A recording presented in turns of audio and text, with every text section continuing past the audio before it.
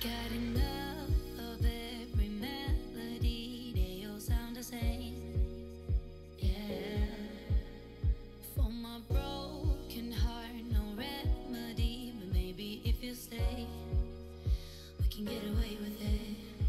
'Cause you make me love my imperfections, answer all my questions, just to show me what's on the other side of inhibition. No apologies, my baby. I do you do 'cause I'm feeling so good.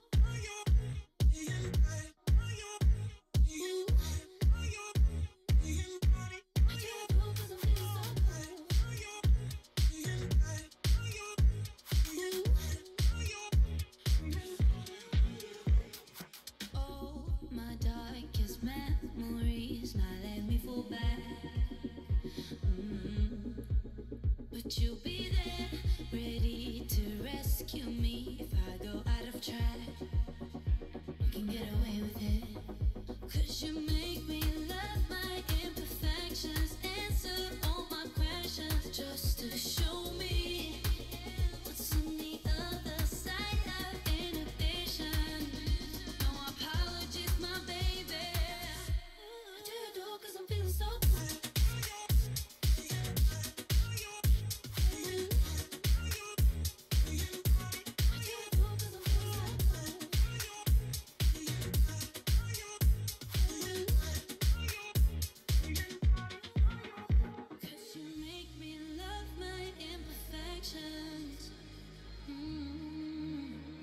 Yeah. What's on the other side of inhibition? Ooh, I do you do 'cause I'm feeling so cool.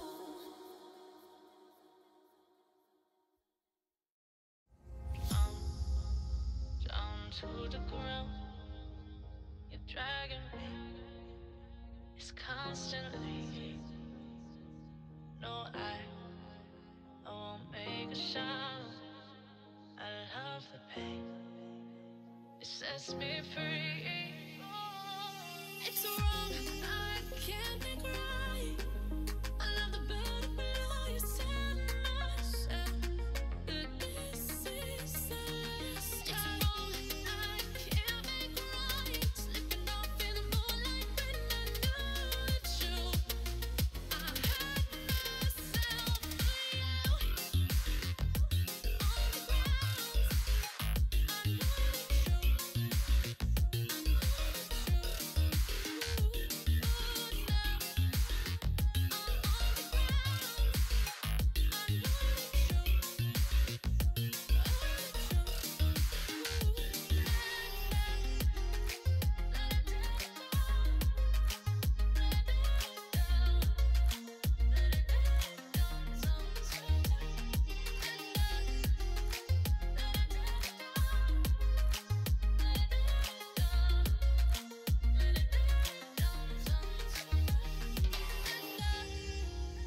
On the ground, I know you say those things, then shut me out. Got no clue what you have found. I'm a rose in thorns, but you cut me down. It's wrong, I can't make right. I love the better below you said myself. But this is the last time. It's wrong, I can't make right. Slipping off in the moonlight when I knew it's true. I hurt myself for you. I know it's true.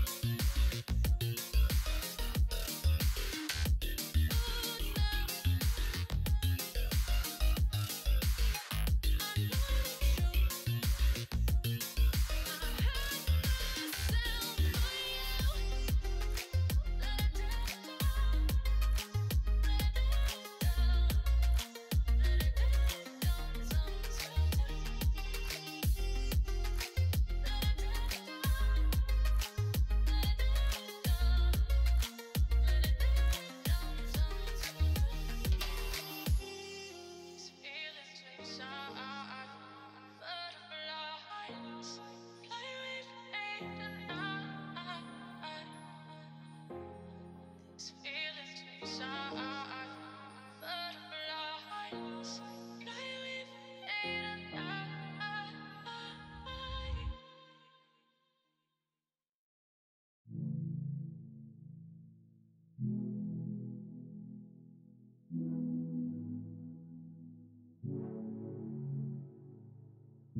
I got trapped in your eyes the moment you looked at me. From across the room, those eyes kept following me.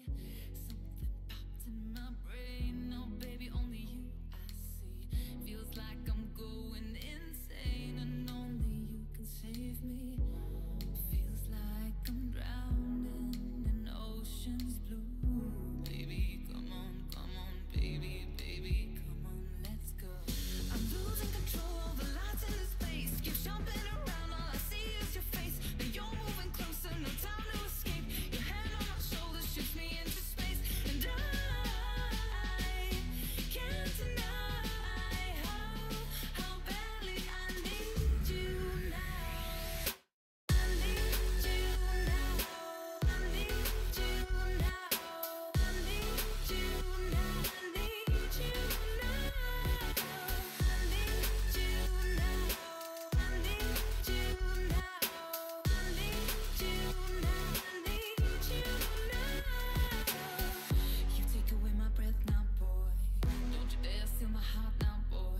I know you're something that I'll enjoy. Move a little bit closer now, to some place where there ain't no crowds. I wanna get to know you right here and now. I got trapped in your touch the moment you took my hand. Led me all the way to the ocean sand. You told me don't worry as the moonlight gled.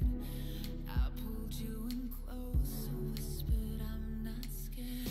I'm losing control, the lights in this place keep jumping around, all I see is your face. Now you're moving closer, no time to escape. Your hand on my shoulder shoots me into space, and I can't deny how badly I need you now. I need you now. I need you now. I need you now. I need you now. I need you now. I need you now. I need you now. Boa tarde, gente. Boa tarde, boa tarde, boa tarde. E aí, como estamos? Vocês estão me ouvindo de boas? Está tudo funcionando? Porque todo santo dia é uma surra diferente que a gente toma nesse negócio. Nossa. Vocês imaginam quantos perrengues eu já passei aqui para estar começando. Computadorzinho que eu deixo aqui do lado para me ajudar a ver chat, essas coisas, ele resolveu tá com algum problema físico aqui. Ele estava desligando sozinho, agora ele está parando quieto. Pois eu vou ter que usar dos conhecimentos de arquitetura aí para saber o que raio está acontecendo com o coitado. Deixa eu mudar aqui o aviso, porque já começamos, certo? Aqui, isso aqui vem para cá, para eu ver, beleza. Vamos lá. Altas emoções, toda aula síncrona é um estresse diferente. E aí, gente, conta aí como é que estão as coisas. Bom, segundo aqui minhas estatísticas, eu não sei se isso está atualizado, mas todos os 5 de vocês, estou progressivamente preocupado com a extinção dos alunos aí, nesse hiato que a gente teve entre a nossa última aula síncrona e essa, né?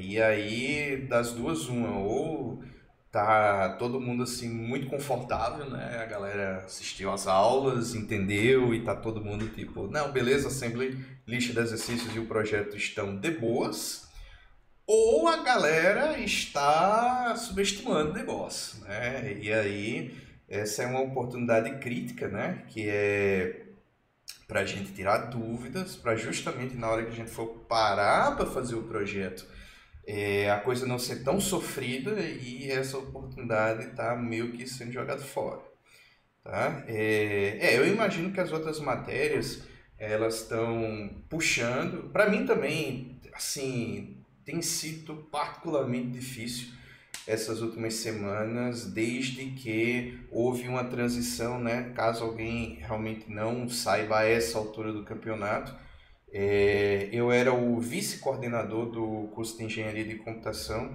mas aí por um problema, né, que aconteceu com o coordenador, ele precisou pedir o afastamento da função e aí eu assumi a coordenação, né? E vamos dizer assim, essa coordenação junto com as disciplinas, né? Porque eu tenho as duas turmas de arquitetura de computadores, mais a minha participação na turma de concepção estruturada, que é uma disciplina lá da engenharia de computação, também assim me tirou de tempo, sabe? Sem contar a parte de pesquisa, sem contar a parte de extensão também. Tanto é que eu estou atrasado também, eu estou devendo notas para vocês. Se tudo der certo, vamos ver se a gente libera a nota 2, que são as notas das mini avaliações 4, 5 e 6, essa semana. Tá? Eu vou ver se... Ainda no início da semana eu não consigo, eu estou bem na lama até quarta-feira.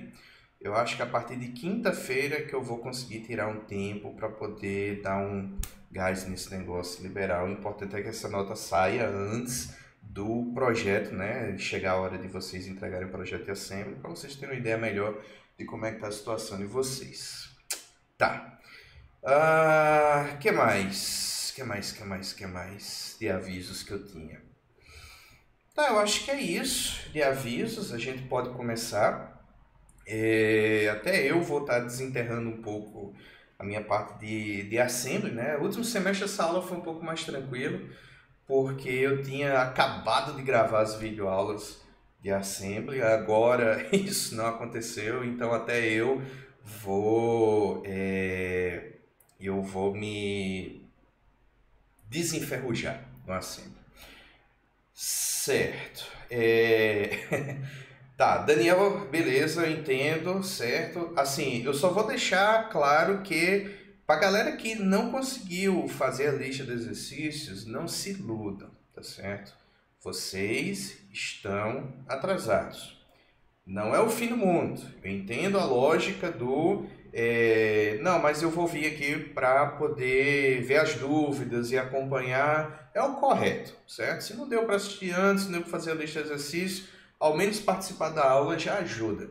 Agora, ponha na cabeça que a situação não está mais confortável, certo? No sentido de que vocês precisam correr, tá? Preciso colocar a arquitetura de computadores aí nessa lista de prioridades e realmente estudar o negócio. Eu digo isso porque se vocês forem inventar de pular no projeto final com praticamente zero experiência em assembly, as chances são que a experiência vai ser traumática para vocês, tá certo?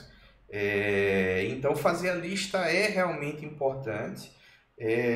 Entender o projeto é importante. Quem leu a especificação do projeto sabe que o projeto ele lida com recursividade, certo? E nem sempre as turmas estão com a coisa muito fresca na cabeça da parte de recursividade, tá bom? Então é muito bom vocês também garantirem que não, ok, recursividade eu estou de boas, eu sei como é que se resolve o Fibonacci, né, da forma recursiva, porque se você não entende assembly, não entende ainda direito a recursividade e vai inventar tentar fazer o projeto, aí vai dar certinho.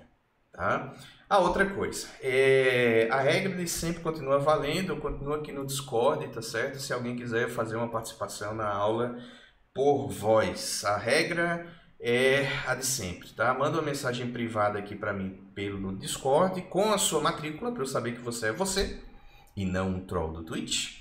E aí eu vou desmutar você para conversar comigo aqui e explicar com tanto detalhe você queira, sua dúvida e contar a sua situação, tá bom? Então vamos lá. Deixa eu ver, quando é que eu começo, gente? Quando é que eu começo? Então, vamos começar pelo início. Boa tarde, Eduardo. Vamos conversar pelo início. Como é que a gente começa pelo início aqui? Vamos pro MASM. Tá, então vocês devem estar vendo a minha janela aqui do MASM. E esse aqui é o ambiente de programação do Windows, certo? Que eu imagino que, teoricamente, vocês já deveriam ter isso instalado. Então, se isso não está instalado ainda, gente, tipo, uau, corra, tipo, sério mesmo. Agora eu tirei o chat da minha frente, eu estou olhando o chat aqui do outro lado, tá? Beleza. Como é que a gente começa um programa no MASM? Então, vamos lá. Eu vou mostrar para vocês primeiro o que eu chamo de um esqueleto, né? O que é o mínimo necessário? O que é o Olá Mundo? Pronto, vamos falar de Olá Mundo, tá certo? O que é um Olá Mundo para cada ambiente desse de programação?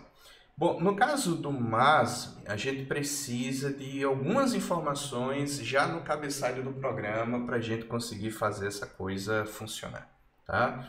Primeira coisa que eu preciso informar, né, é uma pseudo-instrução aqui, .686, é uma diretiva aí para o Assembler que informa que o meu programa está sendo escrito considerando uma versão moderna dos processadores da Intel, tá? Que vai rodar no modo protegido e não naqueles outros modos lá, como o modo virtual, o modo real, que para a gente não vai ser interessante, mas que a gente sabe que os processadores da Intel dão suporte a outros modos de operação. A segunda coisa que eu preciso colocar aqui é quais são os modelos de memória e de chamada de funções que eu estou utilizando, tá? A propósito, de novo, tá? Só lembrando, eu posso cometer erros. Me digam também se vocês estão conseguindo enxergar, se a fonte está muito pequena, eu posso considerar aumentar o tamanho da fonte, tá? Se eu cometer algum erro aqui, é até bom vocês verem onde é que eu estou errando e vocês me ajudarem a corrigir, que às vezes com erro a gente termina aprendendo mais do que com acerto. Beleza, mas eu preciso dizer que o meu modelo de memória é flat, né? E eu preciso também dizer que eu vou utilizar a chamada, né, de parâmetros, a passagem de parâmetros padrão, no caso do Windows, e aqui significa que eu estou empilhando os parâmetros do último para o primeiro. A pilha é utilizada para a chamada de funções. E eu estou assumindo que a implementação de cada função é o que vai retirar os parâmetros da pilha. Quem assistiu a parte 3 sabe do que eu estou falando, tá certo? A gente passa parâmetros para a pilha e depois esses parâmetros eles precisam sair da pilha. De quem é a responsabilidade? Se é da implementação da função ou se é de quem está chamando a função, depende da convenção que está sendo utilizada, e esse std call não deixa de ser uma referência a isso também, tá certo? Beleza. Show! Que bom que o celular está sendo suficiente para ver. Sempre o meu medo é de quem também está acompanhando pelo celular. Maravilha. Vamos lá. Depois disso eu tenho que usar um comando. Esse comando para usar praticamente qualquer função da biblioteca do Windows, ele é crítico, né? Que é o casemap :none, tá? Option, a gente pode passar a configuração de vários parâmetros, tá certo? O parâmetro que mais me interessa aqui é desabilitar a perda de sensibilidade, né, de maiúsculas e minúsculas, tá? Ou seja, eu quero que o meu código-fonte, principalmente os meus labels do meu programa, façam essa distinção, principalmente porque as chamadas do Windows, elas fazem essa distinção. Por exemplo, quando eu chamo uma função exit process, o E é maiúsculo, o primeiro E do exit, e o P do process é maiúsculo. Então, não faz sentido eu não ter essa distinção. É por isso que esse option casemap none, ele é praticamente mandatório aqui num cenário prático com Windows, tá? E aí a gente tem, a partir daqui, as nossas inclusões de arquivos de cabeçalho e bibliotecas, né? O que é que eu preciso colocar aqui? Bom, eu preciso colocar um arquivo do cabeçalho para... Aí o caminho aqui é MASM32, include, kernel32.include, né? Esse é o arquivo mais, assim, essa é a biblioteca com as funções mais rudimentares de como um processo ele deve ser gerenciado no Windows, tá certo? E para o arquivo de cabeçalho existe também a implementação propriamente dita, tá certo? Que é a gente faz essa ligação através do include lib, e aí eu preciso colocar aqui MASP32, diretório lib, tem um tal de kernel32.lib lá. Beleza. Fora o kernel32, o que mais que eu preciso incluir? Bom, eu preciso incluir, para utilizar muitas das funções da escrita na console, uma biblioteca chamada msv.crt.inc, tá? E esse é o arquivo de cabeçalho dela, e eu tenho que ter também o include lib dela, msv.crt.lib, tá? Depois tem mais um arquivo importante aqui dos includes, tá?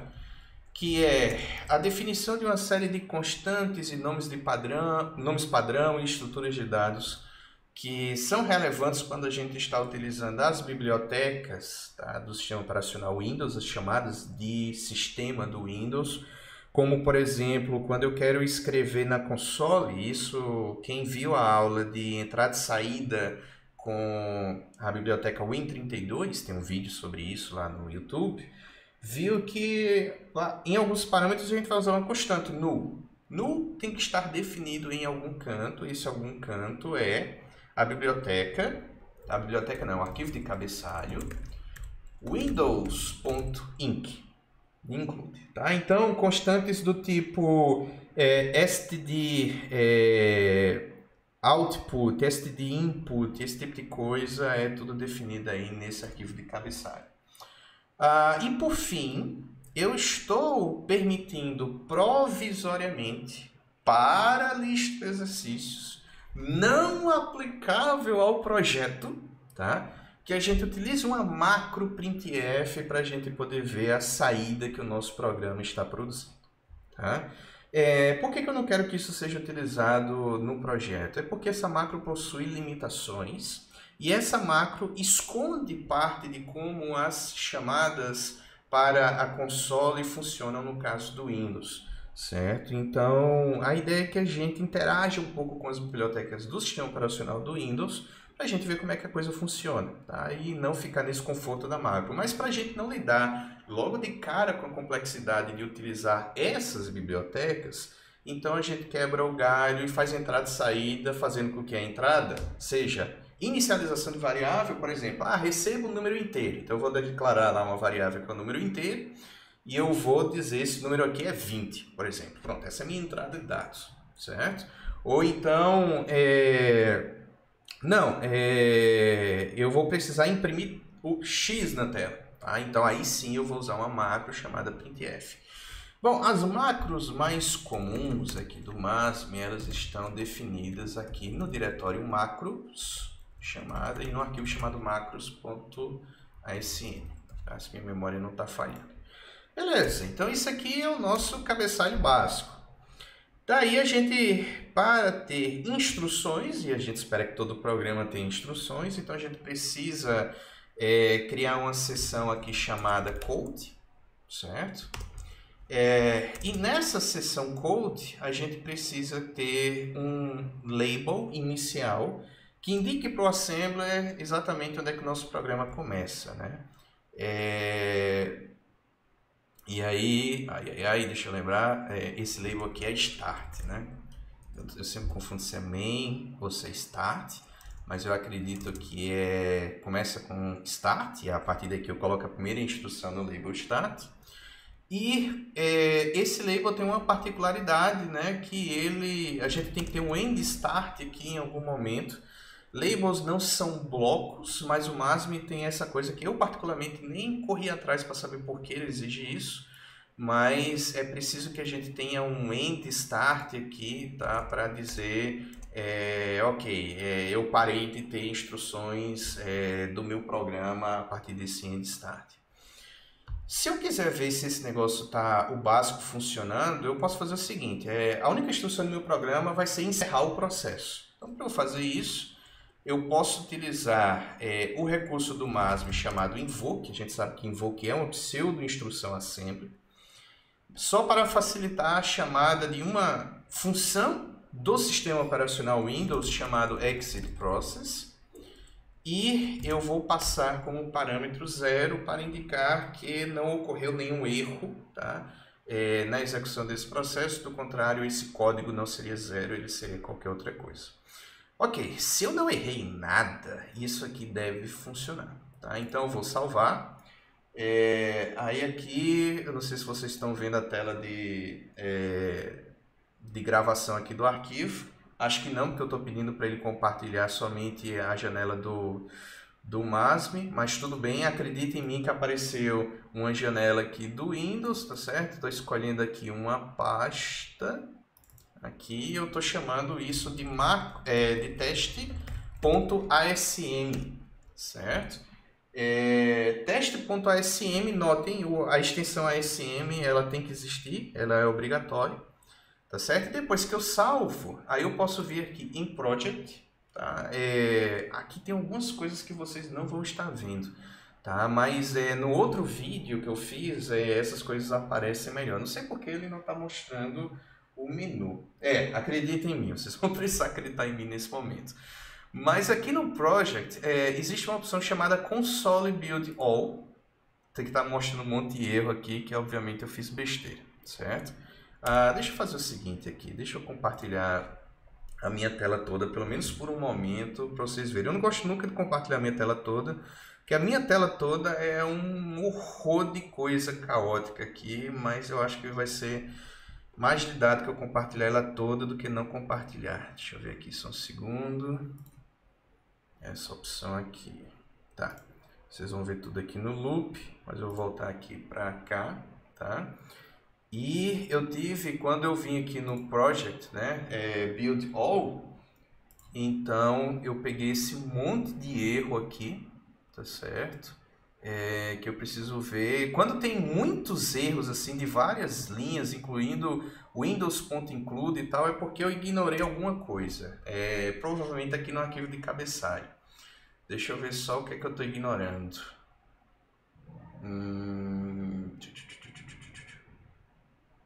Windows.include, kernel 32, msvcrt.lib. Gente, socorro, me ajuda aí. .code start, end start. Tá, mesmo que eu comente essa linha aqui, eu acho que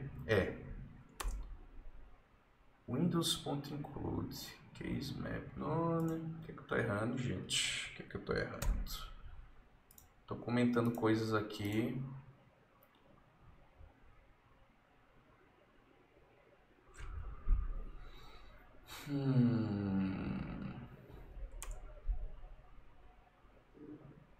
Estou confuso.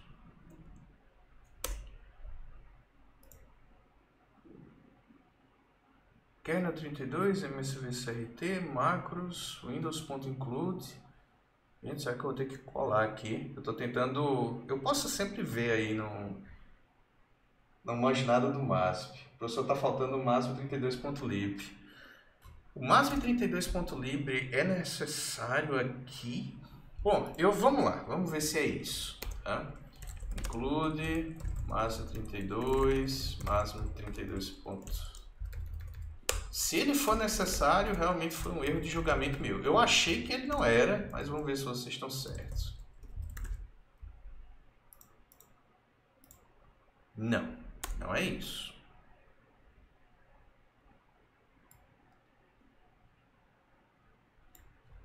Ajuda aí, gente. O que é que eu tô errando? Socorro. Essa seção aqui é .code ou é .text? É .code, né? Text é no Linux.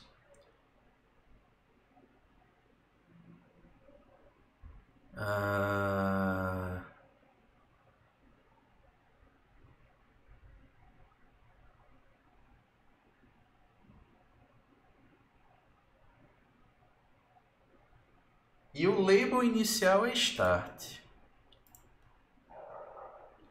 Ué.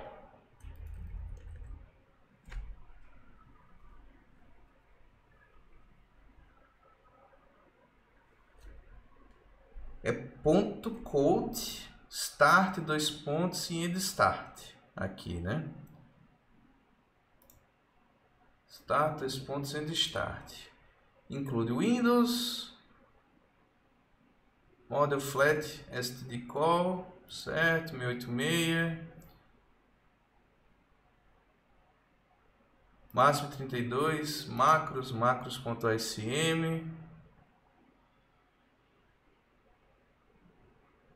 Rapaz, as alegrias da aula ao vivo, viu? Máximo 32.inc. Não, eu tinha colocado aqui kernel 32, MSVCRT, mais Windows. Gente do céu. Console build all. É como se ele estivesse implicando com esse Windows.include. Indentação. Eu não acredito se foi isso. Será? Isso vai ser muito triste se isso for verdade, viu? Bom, a quantidade de erros realmente diminuiu aqui, aparentemente.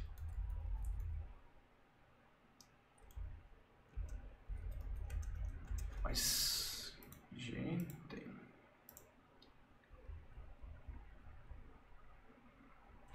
Mas ainda assim o Windows.include ele tá reclamando aqui.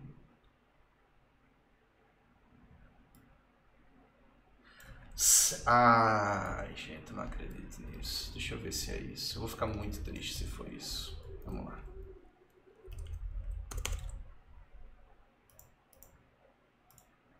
Não, não é isso. Chururu. Sabe o que é engraçado? Eu fiz esse teste hoje antes de começar essa aula e funcionou. Vou colocar o máximo 32 agora. Como assim? Tá, vamos lá. Vamos colocar o máximo 33. Vamos lá. Include. Opa, aí.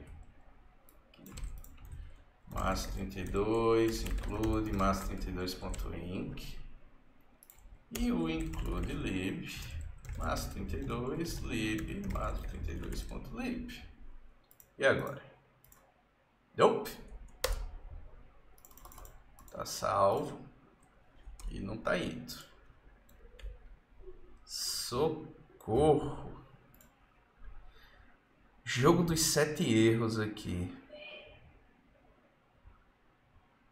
Windows, kernel 32, máximo 32, MSV CRT. Gente, tem uma coisa que eu tô escrevendo errado.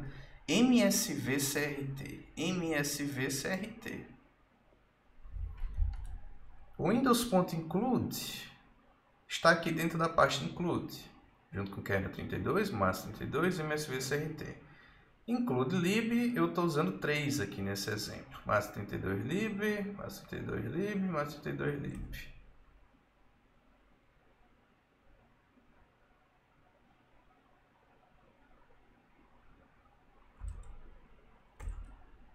Case map none, tá? Como o Mifeb falou, no option case map none, o erro está em 2 pontos. Realmente aqui eu coloquei um espaço. Gente, esse espaço aqui é crítico, eu não acredito. Case map, ponto option, tá faltando um espaço. Não acho que seja isso, mas vamos lá. Não acho que é isso. Tô vendo aqui que eu tô colocando espaço, né? Opa. Saí jogando espaço para todo canto aqui. Apesar de que realmente deveria ter a ver com esse option case map, sim. Eu concordo que isso aqui seria uma fonte de erro, sabe? Option. Pera aí. Ai, gente. Onde tá o erro? Eu vou até beber uma água.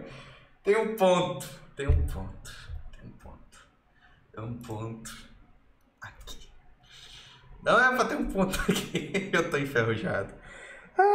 Vamos lá. Não é pra ter um ponto aqui. Eu posso tirar esses espaços sem problema. Essa lib masm 32 eu não acredito que ela seja necessária aqui. Eu posso salvar isso. Project console build all. Tadá! E funciona. Tá bom? Tá, deixa eu voltar aqui para minha compartilhamento normal, certo? Beleza, pronto. Então aí a gente tem um programa que monta, tá certo? Vamos lá, qual é o grande problema do assembly, certo? Não é difícil a gente entender os conceitos, não é difícil. Os conceitos, o porquê das coisas é fácil. Agora, se você pedir um detalhe, as coisas não são tão intuitivas, sabe? O Assembly, por exemplo, se fosse uma linguagem de programação de mais alto nível, ela poderia dizer, olha, option não tem ponto antes. Mas o Assembly, né, por conta da sua simplicidade, ele sai considerando um monte de coisa, certo? Então, e essas coisas não vão dar certo se você não explicou elas da forma correta. Então, vai acontecer isso, certo? É uma dor de cabeça monstra. Até eu agora já estava suando frio. Ia puxar a tomada aqui e cancelar a live alegando falta de energia, tá? Brincadeira, eu não ia fazer isso.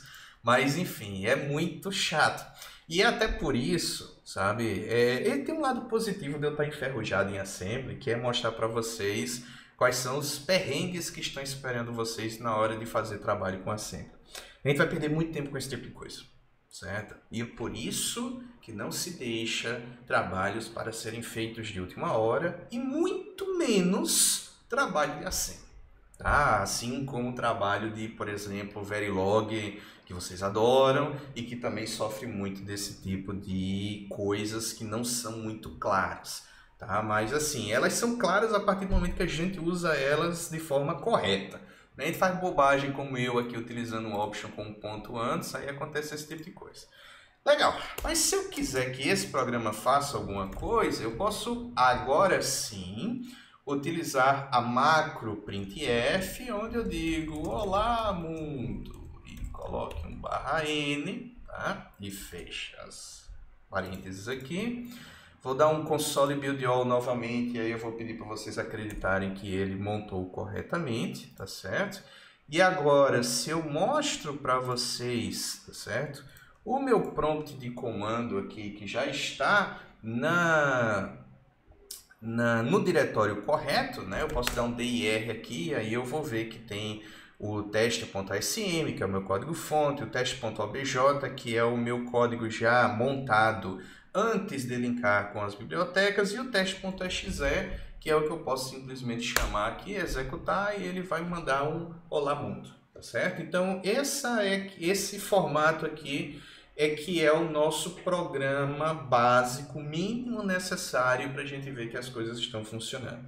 Outra coisa, percebam que até nessa resolução da lista de exercício eu estou usando uma metodologia super incremental. Tá certo? No sentido de que eu estou começando pelo programa mínimo, garantindo que ele monta e depois indo para os próximos passos, certo? Depois, vocês devem continuar utilizando essa metodologia. Esse é outro erro que eu vejo muita gente cometendo também. O pessoal escreve um bloco enorme de instruções antes de uma compilação, e aí depois compila e aí dá um erro, e como vocês estão vendo no Assembly, é particularmente difícil você apontar a origem de um erro quando ele não tem um tratamento muito rigoroso, como acontece na linguagem de alto nível. Então, quanto mais incremental você for, melhor, certo? Tudo isso são dicas de sobrevivência importantes que estão aparecendo aqui, tá bom? Mas beleza, aí a gente já tem o nosso esqueleto. Vamos agora dar uma olhada no que diz a nossa lista de exercício, certo? Se a gente for na lista de exercício, aí a gente vai ver uma série de recomendações aqui. Vou até clicar um pouquinho de zoom. E aí, aqui o nosso primeiro item é um programa muito básico. Escreva um programa que calcule a soma dos 100 primeiros números inteiros positivos. O resultado deverá ser armazenado no registrador EAX e também deve ser exibido na tela. Pronto. Então esse é um programa muito básico que eu não preciso sequer de uma seção de variáveis, né, para poder botar ele para funcionar. Como é que eu faço? Eu preciso calcular o somatório, né, de 1 a 100. Então vamos fazer o seguinte. Vou apagar aqui esse printf. E o que é que eu preciso fazer? Eu preciso inicializar algo com 1. Não, inicializar um acumulador com 0. É a variável que vai ficar guardando o resultado da soma. Por que eu estou colocando ponto e vírgula antes? Bom, porque ponto e vírgula é o símbolo que a gente usa para comentários, né?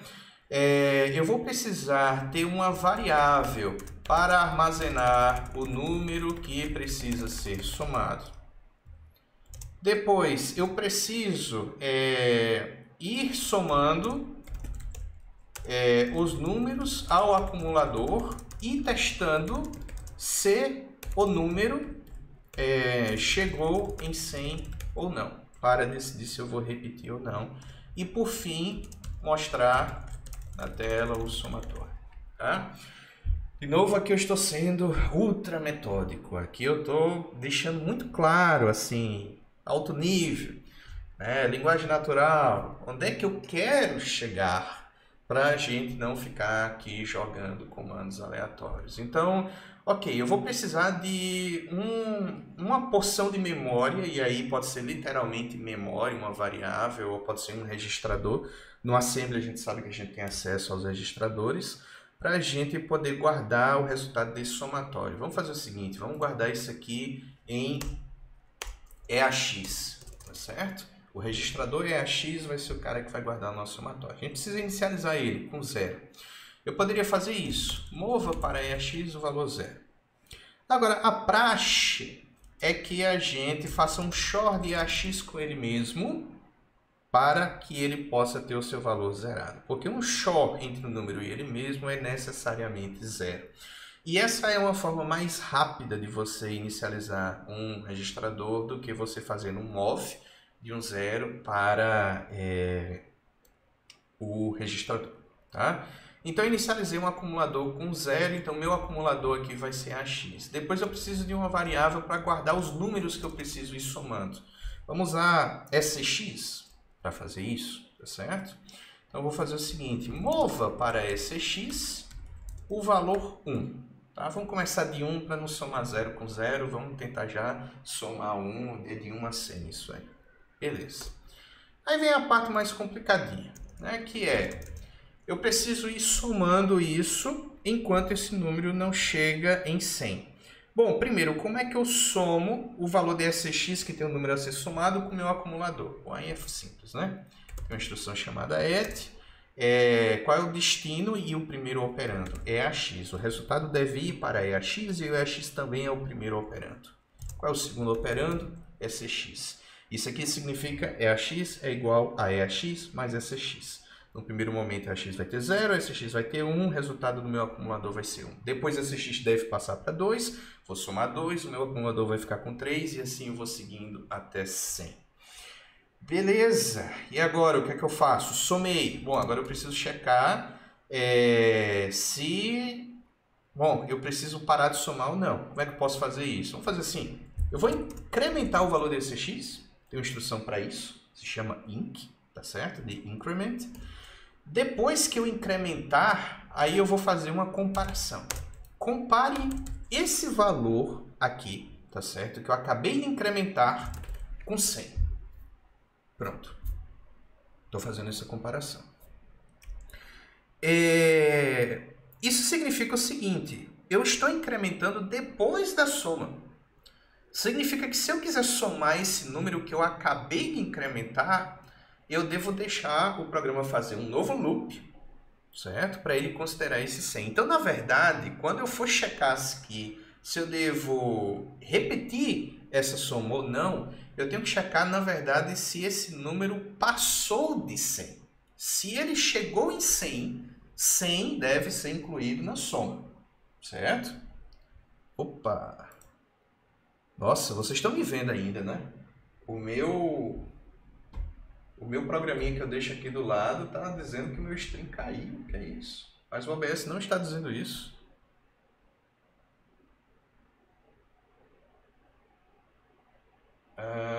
Transmissão, tá. Eu acho que eu tô vivo ainda. Tá normal, ok. Que é isso? Que susto! O negócio sumiu aqui do meu lado. Deu um erro de rede, um erro do Twitch. Foi o Twitch que deu erro aqui. Bom, beleza. Como eu estava dizendo, 100 ainda conta. Eu só não quero que esse número seja maior do que 100. Aí eu vou fazer o seguinte. Salte para a soma, jump, se esse número for menor do que 100 ou igual a 100. Tá? Na verdade, como eu estou lidando com números inteiros, eu vou ser até bem formal e vou fazer JBE. Jump if below or equal. Números, na verdade, sem sinal. Tá certo? Jump if below or equal para um label que eu vou chamar de repetição. E esse label eu vou colocar antes dessa soma aqui. Então, no fim das contas, essa aqui vai terminar sendo a minha estrutura de repetição. Onde, depois que eu mover 1 para esse x, eu vou entrar aqui nesse bloco, que não é bloco, né? Seria um bloco se fosse uma linguagem de alto nível, mas onde eu vou fazer soma esse x aí a x, incrementa esse x, verifica se esse x continua sendo menor ou igual que 100. Enquanto ele for menor ou igual que 100, eu estou repetindo aqui, estou desviando para esse label repetição. Quando essa condição não for mais atendida, aí eu entro para o meu próximo ponto aqui, que é mostrar na tela o somatório. Aí, para simplificar a minha vida, eu posso fazer um printf.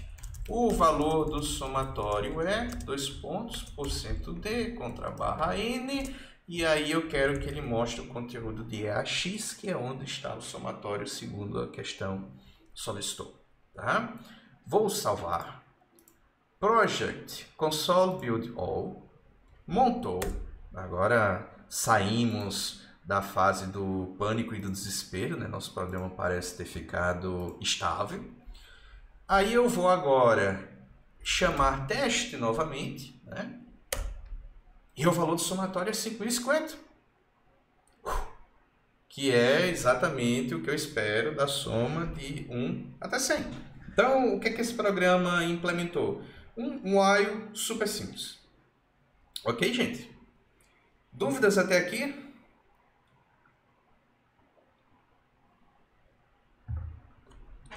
Estamos de boas? Podemos continuar?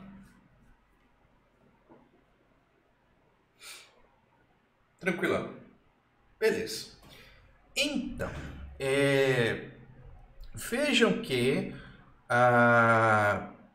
o uso das instruções, se vocês assistiram às aulas, para que elas servem, é tudo muito simples, sabe? É somente uma questão de você estar atento aos detalhes. Essa que é a grande questão do Assembly.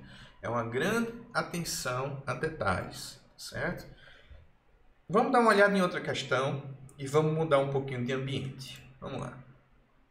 Voltando para a nossa lista agora. Não, melhor ainda. Antes de voltar para a lista, vamos aqui para a nossa máquina virtual. Pronto. Estou no Linux agora, certo? Galera do Linux não reclamar de preconceito, tá? No Linux, como é que eu faço o meu esqueleto básico, tá certo? Vamos ver aqui como é que um programa básico seria no Linux, se eu considerar a versão de 32 bits do Assembly, tá? Se eu for considerar a versão de 32 bits, então eu vou falar já de um caso muito específico, tá certo? O caso em que eu vou ligar o meu programa às bibliotecas de entrada e saída padrão da linguagem C, certo?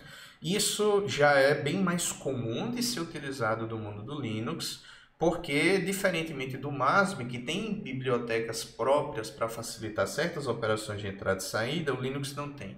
Então, se você não usa as instruções de entrada e saída da linguagem C, então você realmente vai ter que implementar no braço uma série de coisas, como, por exemplo, transformar números que estão representados de forma binária, tá? Em strings e vice-versa, tá certo? Printf faz isso para você automaticamente. Se você não usa um printf, então você poderia utilizar uma função para fazer isso. Isso é o que é feito no Windows. Se você não tem o printf nenhuma função, aí você tem que ficar implementando esse tipo de coisa, tá? Como é que eu pego uma representação em binário e transformo ela para decimal, né, para uma representação ASCII e vice-versa. Então, por esse motivo que eu já vou mostrar aqui como é que a gente liga o programa com a biblioteca de entrada e saída padrão do Linux. Beleza, então assim, por enquanto eu vou dizer que existe uma coisa chamada printf, que está implementado em uma biblioteca que eu irei ligar ao meu programa, tá? Por isso que eu estou dizendo que ela é externa. E eu tenho que dizer que existe um label que ele vai ter visibilidade global chamado main, porque o meu GCC, quando eu utilizo ele para fazer a ligação do meu programa, ele espera que o meu programa esteja sinalizado com um label chamado main, tá? Dito isso, aí eu tenho que criar uma seção chamada text. O que o Windows chama de code, o Linux chama de text, certo? No NASM vai poder usar as funções linkadas no projeto. Linkadas, se você está se referindo a printf scanf, então sim, pode, certo? Porque no Linux, se eu não permitir que vocês façam isso, eu vou praticamente inviabilizar o Linux, certo? Eu vou tornar ele desnecessariamente complicado. Essa não é a ideia. Então, pode, porque comumente é isso que acontece quando alguém está programando em Assembly para o Linux, tá? Então, eu vou começar aqui a minha seção de instruções. Eu já falei que eu tenho que ter um label chamado main, tá? E lá no Windows, o kit básico que eu precisava ter era uma instrução para encerrar corretamente o meu processo, certo? Que era a chamada de sistema exit process. No caso do Linux, toda chamada de sistema é implementada chamando uma interrupção, que é a interrupção 80 em hexadecimal. E essa interrupção, ela diz respeito a praticamente todas as chamadas de sistema que o Linux pode ter, certo? E aí você tem que especificar exatamente qual é a chamada de sistema. Isso você faz colocando um número no registrador AX, por exemplo, na arquitetura de 32 bits. E você pode passar parâmetros para essa chamada de sistema. Por exemplo, lá no Windows, a gente chamou exit process e passou com o parâmetro número 0 para indicar que não teve nenhum problema. A gente pode também passar um número aqui em um outro registrador que já está convencionado. No caso, o primeiro registrador que a gente vai usar aqui é EBX, tá? Para dizer que o programa foi encerrado corretamente. Então, se eu quero simplesmente uma chamada de sistema que encerre o meu programa corretamente, eu vou mover para o registrador EAX o valor 0, porque 0 significa sysexit, tá? Encerre o sistema, encerre o processo, perdão. E eu vou mover para... não, desculpa, é 1, tá? Não é 0, é 1. E eu vou mover para EBX0, eu simplesmente faço show EBX, que é o parâmetro que eu preciso passar. E é isso, isso aqui deve ser o meu programa mínimo, versão 32 bits. Teoricamente eu vou poder salvar isso. Deixa eu colocar aqui área de trabalho, eu criei uma pasta, eu vou chamar isso aqui de teste32.asm. Beleza. E aí eu posso ir para um terminal. Me digam se vocês continuam enxergando esses troços direitos ou se eu preciso aumentar alguma coisa aqui, tá certo? Para essa aula não virar exame de vista. E aí eu preciso fazer as duas coisas, né? Eu preciso montar e gerar um arquivo OBJ e depois eu preciso fazer a ligação. Como é que eu monto? Bom, eu vou chamar o montador, que é o NASM, e eu vou dizer para ele utilizar um padrão de código objeto chamado ELF, tá? Esse é o formato, -f, né? Vai me dizer isso. E eu vou dizer para ele montar o arquivo test32.sm. Eu acho que isso é suficiente? Aparentemente. Yes, test32.o foi gerado sem erro. Ok, é um bom começo. Agora eu vou fazer a ligação desse meu programa com as bibliotecas pertinentes, particularmente o printf que eu vou querer usar. Eu até nem usei, mas bom, partindo de um cenário que eu vá usar, para isso eu precisaria fazer um GCC, tá certo? É o compilador C do projeto GNU, que é o padrão do Linux. Aí eu vou usar uma diretiva chamada -m32, porque eu estou utilizando estritamente a versão de 32 bits em um sistema operacional que é 64 bits. Então eu preciso ter o cuidado de dizer isso, tá? E vou dizer, bom, eu quero ligar o meu programa test32.o e eu quero que ele gere na saída um arquivo exe, um arquivo executável, perdão, não exe, chamado simplesmente test32 sem extensão. Se eu apertar o Enter, der um ls, eu tenho aqui o meu executável test32, aí eu posso dar um ponto / test32 e ele não vai fazer nada porque eu não pedi para ele fazer nada. Mas se eu dissesse aqui printf olá mundo, o bar toda vez eu tenho que o meu teclado está meio zoado aqui. Deixa eu dar um Ctrl C aqui numa contrabarra. Cadê? Máquina virtual. Ah, não, eu tenho que lembrar que o meu Ctrl V não funciona aqui. Bom, beleza. Olá mundo sem pular linha. Que seja. Isso aqui teoricamente... Não, claro que não funciona, gente. Isso aqui não funciona. Vamos lá, no caso do Linux eu preciso fazer um call printf. Existe passagem de parâmetros daquele jeito como a gente estava no Windows, né?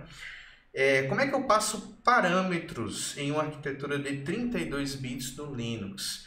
Bom, eu passo parâmetros usando a pilha. Então eu preciso passar o endereço de uma string que eu queira imprimir, tá? Porque, por exemplo, se o que eu estou tentando chamar aqui é o que eu faria na linguagem C, isso aqui, né? Olá mundo.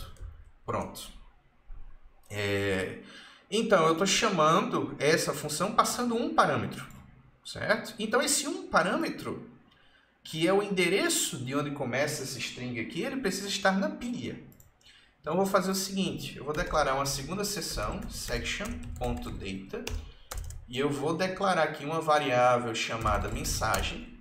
Eu vou dizer que ela é do tipo byte, porque é um array de caracteres, e cada posição desse array tem exatamente um caractere, que é um byte.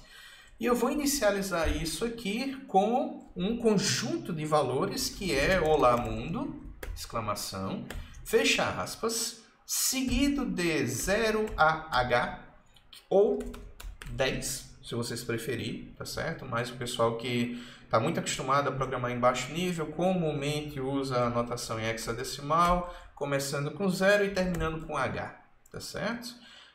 Isso aí é o caractere /n, o número 10 na tabela ASCII é nova linha. E 0H, que é o caractere terminador de string. Na linguagem C, isso seria equivalente ao _0. Então, eu tenho agora uma variável que está fazendo o papel de constante aqui para mim, na verdade, que é essa mensagem. Então, se eu quero imprimir esse conteúdo, eu tenho que fazer isso aqui, ó, push mensagem, sem colchetes, porque não é o conteúdo. Quando eu digo mensagem, eu estou passando o endereço de onde começa essa estrutura aqui, esse array que eu acabei de declarar. Então, push mensagem. Aí eu estou colocando um endereço de 4 bytes na pilha, porque eu estou na arquitetura de 32 bits. Aí eu chamei call printf. Depois, se eu quiser ser respeitoso com a convenção de chamadas que eu estou utilizando, eu devo retirar da pilha esse valor que eu acabei de colocar. Quem aponta para o topo da pilha é um registrador chamado ESP, na arquitetura de 32 bits. Toda vez que a pilha cresce, na verdade ele está diminuindo de valor, porque a pilha cresce para baixo. E isso vocês vão ver bem direitinho, um pouco na aula 2 e muito na aula 3, certo? De assembly. Se eu quero fazer com que a pilha ela encolha 4 bytes, ou seja, eu retire do topo da pilha os últimos 4 bytes que eu inseri, então basta eu fazer algo do tipo add ao registrador ESP4. E aí eu retirei o endereço dessa variável mensagem que eu coloquei a partir do momento que eu fiz push mensagem. Tá? E aí depois eu parti para o ritual de encerrar o programa. Eu posso salvar isso, eu posso voltar aqui para a minha tela, posso fazer o NASM de novo. Opa! Instruction expected. Onde? Linha 5. Linha 5. O que foi que eu fiz? Mensagem. Uai. Esse byte aqui ele não reconheceu não? Se eu colocar db, tu reclama? Deixa eu ver. Engraçado. Byte tem que ser maiúsculo aqui por acaso. Que coisa, ele não reconhecer byte. Ok. Bom, de qualquer forma, lá na tabela dos tipos de dados, tá certo? O tipo byte também é chamado de db. Né? No Windows eu estou vendo que existe essa equivalência, eu poderia utilizar tanto byte quanto db. Aqui no Linux, por algum motivo, ele só está aceitando db, mas é a mesma coisa, tá certo? Ok, ele monta, eu posso chamar aqui o GCC de novo, teste 32, olá mundo, ele imprime, pronto. Então agora a gente está no nosso kit básico, versão 32 bits do Linux, certo? Beleza, agora vamos dar uma olhada como é que está isso na nossa lista de exercícios. Lista de exercícios. Escreva um programa que implemente a seguinte sentença na linguagem Java, tá certo? A igual a B mais C mais C. As variáveis A, B e C são valores inteiros armazenados na memória. O conteúdo das variáveis B e C deverão ser inicializados com valores definidos por você. Então, esse aqui, na verdade, é um programa muito simples, tá? Para saber se você realmente sabe lidar com a memória, tá? Que é, vamos dizer assim, a desculpa necessária para que a gente comece a brincar, tá? Voltando aqui para o Linux, com essa seção aqui, que é a seção de dados e declaração de variáveis, tá certo? Então, eu devo ter uma variável A, uma variável B, uma variável C, e depois de implementar aquela fórmula, que é A recebe B mais C mais 100, eu devo mostrar o resultado disso na tela. Então tá, vou fazer o seguinte, eu vou mexer nessa mensagem aqui e vou colocar algo do tipo, o valor de A é, 2 pontos, espaço, e aí eu vou colocar 1% de, porque é exatamente isso que eu faria aqui na linguagem C, que é de onde eu estou tirando essa implementação aqui do printf. Eu faria algo do tipo, o valor de A é 2 pontos por cento de, isso é um parâmetro, aí depois vírgula, e eu ia colocar aqui, por exemplo, var A, tá? A variável A. Certo? Que é o que eu quero imprimir. Isso aí seria uma chamada com 2 parâmetros na linguagem C. Tá certo? Vamos começar a declarar as variáveis agora. Eu vou ter uma variável var A do tipo dd porque o D vem de dword, double word, tá certo? É um inteiro de 32 bits com o sinal. E aí eu vou inicializar isso aqui com 0. Var B é do tipo dd também, eu vou inicializar, por exemplo, com 30. Var C também é do tipo dd e eu vou inicializar, por exemplo, com 50. Certo? Vamos começar a implementar isso aqui. O que é que eu preciso fazer? Bom, eu vou escolher um registrador para armazenar o resultado intermediário enquanto eu estou percorrendo a expressão, tá certo? Vamos fazer com que o EAX seja esse cara. Então, qual é a primeira coisa que eu vou fazer? Eu vou fazer o seguinte, eu vou primeiro mover para EAX o valor na variável var_b. Como eu estou no mundo do Linux, eu sempre vou precisar usar os colchetes toda vez que eu estiver me referindo ao conteúdo de uma variável e não ao seu endereço, tá certo? Então, se eu quero transferir o conteúdo da variável b e não o endereço dela para o registrador EAX, eu devo colocar os colchetes. No caso do Windows, isso não é necessário. O Windows faz essa distinção forçando você a fazer o seguinte, você quer o endereço, então faz o seguinte, antes de var_b, coloca offset var_b, pronto. É assim que você descobre o endereço de uma variável no Windows, tá? No caso do Linux, você só colocaria o nome da variável. Quer o conteúdo? Beleza, põe esse mesmo nome entre colchetes, tá? Depois disso, eu preciso somar a variável EAX, ao registrador EAX, o conteúdo de var_c. Então, primeiro eu movi o 30, que foi o que eu inicializei var_b aqui para EAX, depois eu somei o 50 em EAX. Tá? Eu não poderia ter feito isso aqui, não? Por exemplo, para var_b, o conteúdo de var_c? A resposta é não, porque toda operação na arquitetura da Intel, ela só permite até uma referência à memória, pelo menos em princípio, para a grande maioria dos casos. Você não pode ter duas referências à memória, como eu estou tendo aqui. Tá? A partir de uma referência, o resto eu vou assumir que são coisas que estão no registrador, por exemplo. Então, eu vou fazer isso com EAX. Opa, já está aqui, está repetido. Pronto, e aí depois eu preciso somar 100, né? De EAX 100. Posso botar uma constante aqui. Depois eu posso mover esse valor de EAX para a variável A, porque a questão pediu para eu imprimir o conteúdo armazenado na variável A. Né? Numa linguagem de alto nível, depois que eu calcular esses valores intermediários e chegar na versão final, eu vou guardar esse valor na memória. Como é que eu guardo esse valor na memória? Bom, faz o seguinte, mova para o conteúdo, né, que eu quero atualizar de var_a, o valor de EAX. Pronto, certo? Então agora var_a contém o resultado desse somatório. Beleza, agora eu quero imprimir isso aí. Bom, para imprimir, a passagem de parâmetros tem que ser, de novo, né? Eu vou empilhar do último parâmetro para o primeiro. Então, são dois parâmetros que eu vou querer passar para printf, né?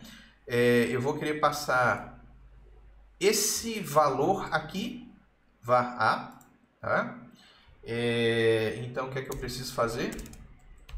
Push var_a. Agora eu estou na dúvida se isso aqui eu passo o valor ou o endereço. É o valor, eu acredito que é o valor. Depois, push mensagem, que é o primeiro parâmetro. Ele vai colocar isso aqui. E aí depois eu chamo printf. Depois de chamar printf, eu não tenho mais agora só 4 bytes na pilha. Além dos 4 bytes desse endereço aqui, eu coloquei também 4 bytes desse número inteiro aqui. Então eu devo retirar 8 bytes da pilha, se eu quiser fazer a coisa da forma correta. E por fim, eu faço a chamada de sistema aqui para encerrar o meu processo da forma correta. Vamos ver se eu fiz alguma bobagem. Vou chamar o Nasm aqui para fazer a montagem do programa. Já está reclamando aqui. Linha 18, o que foi que eu fiz? 15, 16, 17, 18. Essa instrução aqui. Tá, então aqui eu não preciso... Aqui eu acho que eu estou fazendo besteira. Não é o conteúdo aqui não. Push, quando eu coloco var_a aqui, eu acredito que eu estou colocando necessariamente o conteúdo dessa variável. Tá? Deixa eu ver se é isso mesmo. Eu acredito que é. Peraí, calma. Deixa eu pensar. Bom, eu vou fazer um teste aqui de força bruta. Se der errado, bom, aí ele aceita. Vamos ver se isso está funcionando corretamente. GCC, -M32, teste 32, tal. Tá, ele liga, deixa eu executar, teste 32. Não, aqui, rapaz, aqui tem coisa errada, tá? O valor de A é em um número gigante. Quando isso acontece, aí está acontecendo o que eu estou achando que está acontecendo mesmo. Ele está colocando aqui o conteúdo, o valor do endereço. Isso aqui é o endereço dessa variável A, tá certo? Eu quero colocar o conteúdo. Engraçado, por que ele não aceitou o conteúdo aqui? Ah, sim, desculpa. Se você quiser colocar o conteúdo da variável, no caso do push, aí ele vai pedir um valor, ele vai pedir para você especificar explicitamente o tamanho desse conteúdo, tá certo? Você vai ter que dizer que esse é o conteúdo, tá, de algo do tamanho de Word. Inclusive, esse deveria ter sido o erro que ele deu. Deixa eu ver aqui de novo qual foi o erro que ele deu aqui. Cadê? Operation size not specified. Tá, se eu tivesse lido o erro, eu teria sabido disso logo de cara, tá? Esse assembly, ele é realmente até bom de passar qual foi o erro que aconteceu, né? Que é você informar o tamanho, né, desse valor que você quer aqui na pilha, tá certo? Para poder colocar a coisa na pilha. Beleza. Bom, aqui eu vou salvar. Sempre lembrem-se de salvar. De novo montar, de novo ligar, de novo executar. Aí o valor de A agora é 180, que é 100 mais 50 mais 30. Então, tá feito aí o item 2 da nossa lista de exercício, versão 32 bits. Beleza? Eu nem vi a hora que Miffy Apple botou esse The Word aí, mas está correto, era isso aí que estava falhando. Né?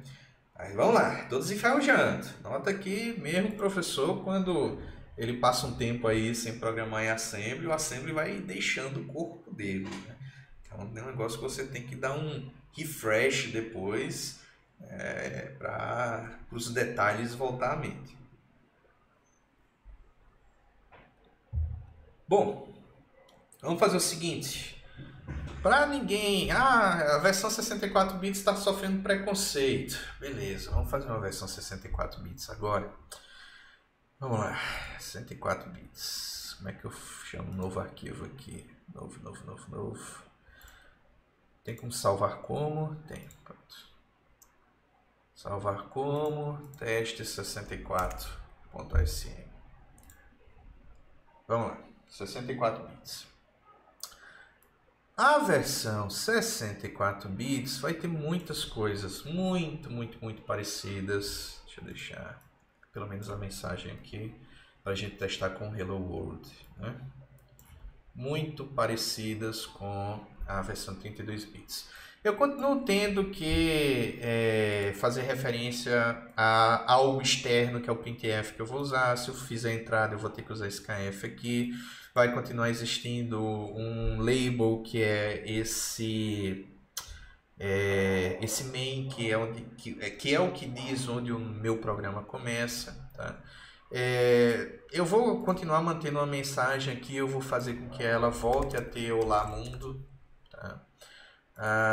Notem que o Linux tem uma particularidade, eu vou logo avisando vocês, se vocês não colocam esse nova linha, sempre corre o risco de uma mensagem ficar presa no buffer, tá certo?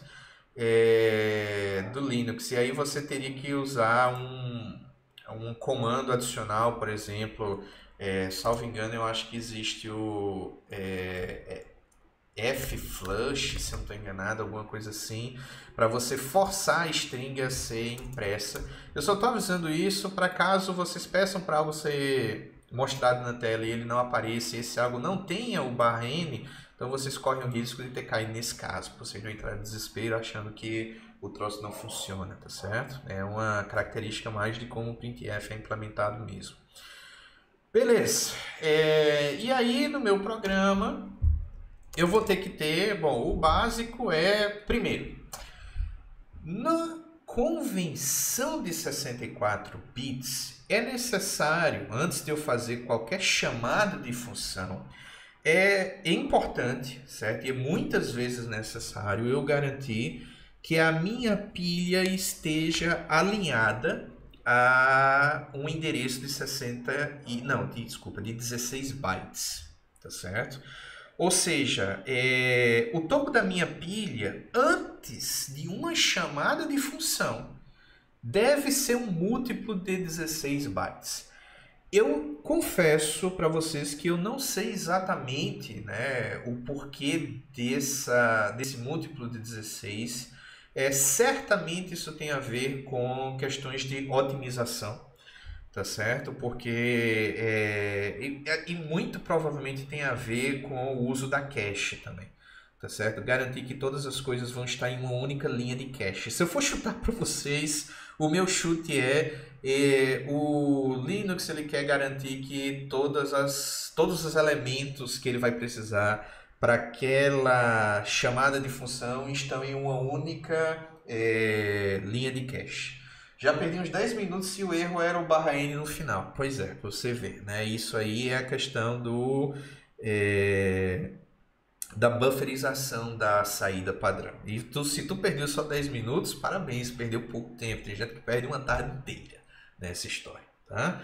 E aí, o que é que acontece?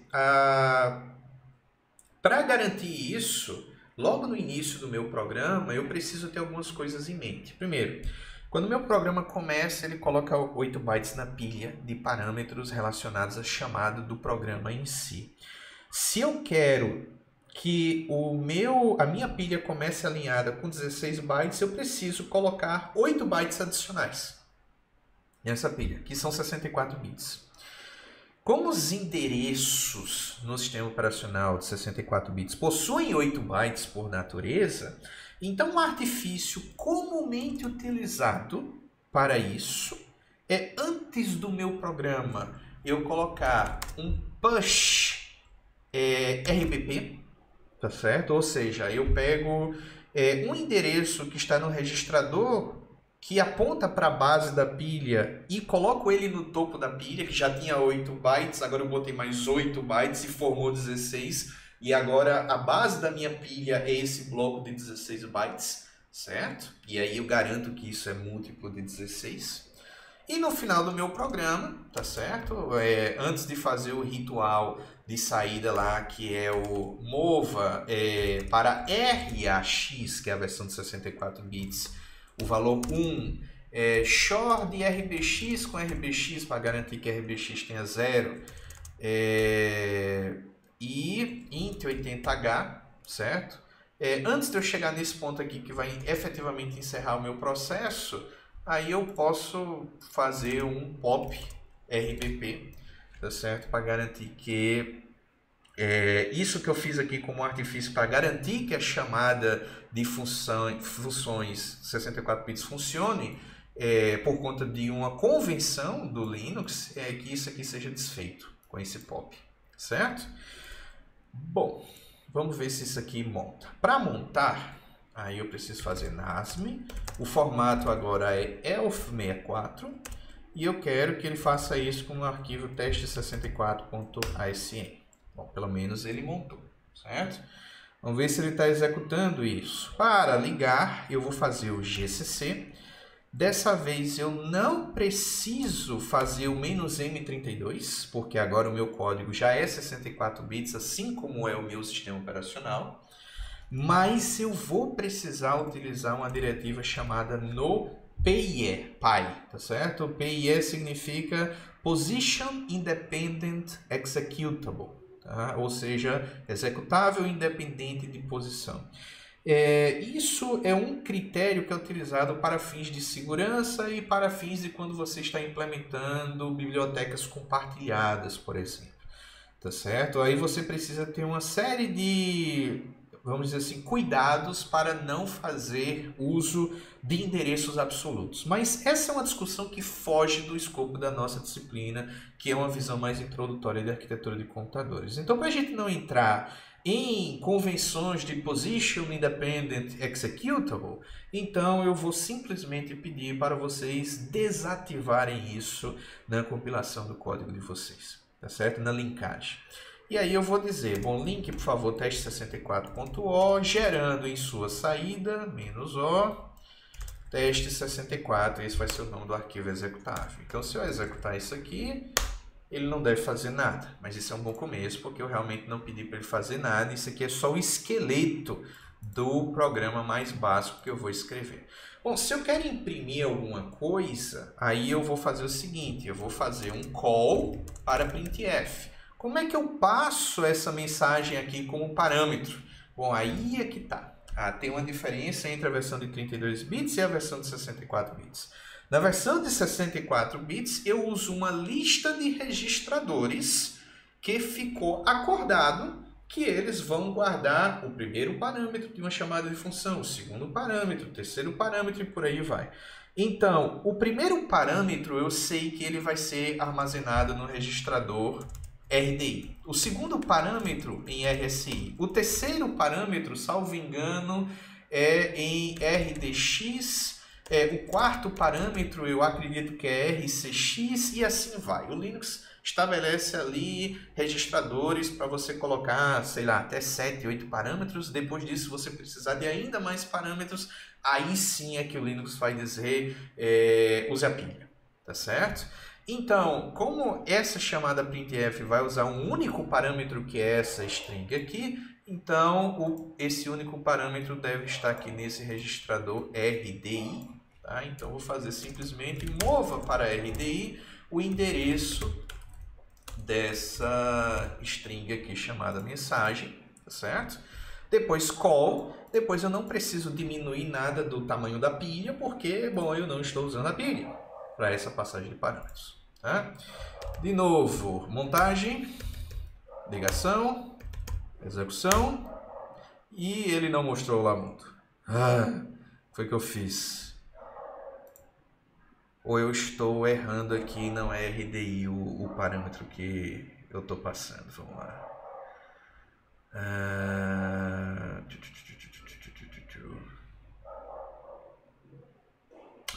Deixa eu ver só fazer um desencargo de consciência aqui, tá, pessoal? Deixa eu ver se não é uma coisa extremamente besta. Não é. Tá. O que é que eu tô errando? Meus fiéis olheiros. Onde é que eu estou errando? Me ajudem. Cadê?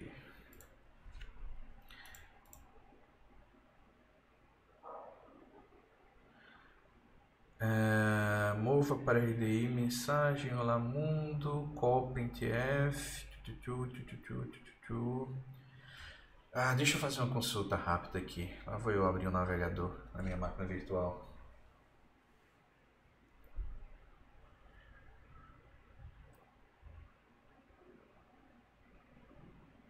Que tá super rápida, viu? Tá. Se eu for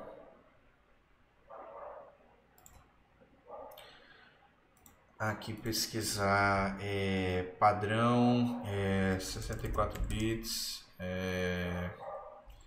register parameters, eu acredito que eu vou ver, claro, respeitando toda a demora da minha máquina virtual.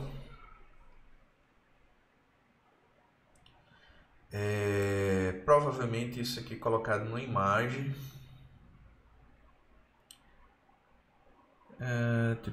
Que é essa imagem aqui, eu lembro dela. E ela aqui está dizendo o seguinte: o primeiro parâmetro, né, First Argument Register, é o registrador RDI, que é o que eu estou usando, né? RDI, tá certo. Ué, gente, por que que isso não foi mostrado?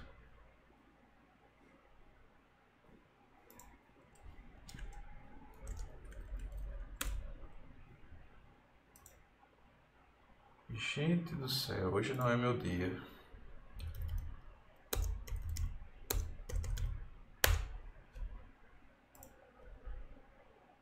É a X, a BX. Alguém tá vendo aí? Não usei o 64, feels bad.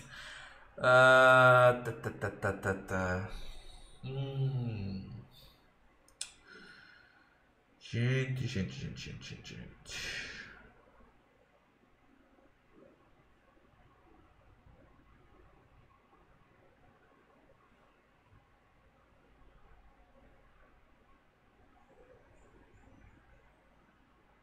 Onde é que eu estou errando? Deixa eu fazer algumas coisas aqui.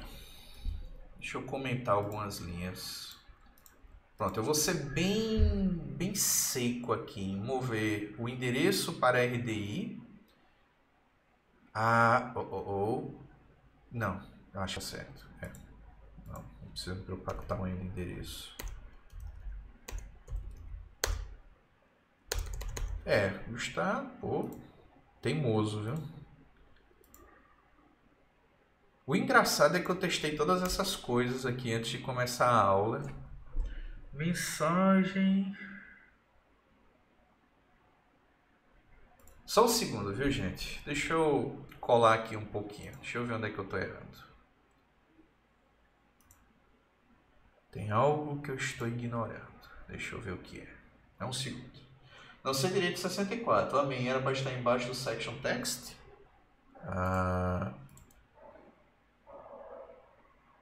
Se eu não coloquei isso, você está correto. Sim, era. Gente. Isso aqui pode voltar para R, não é a fonte do erro. Era isso. Cadê as... Opa. Redefined? Por quê? Não, é porque eu tinha colocado o main aqui antes, né? Uau! Gente. Tada! Olá, mundo. Eduardo, você está corretíssimo, cara. O problema, infelizmente, se chama idade avançada. Aí é onde a gente começa a teorizar. Eu estou na dúvida se esse registrador aqui eu posso usar como RBX, mesmo que é a versão 64. Se eu estou passando o endereço correto, se eu estou usando a convenção correta e a fonte do erro está na coisa mais boba da face da Terra, tá? Pronto, então essa aqui é a versão básica dos 64 bits, tá certo? Beleza.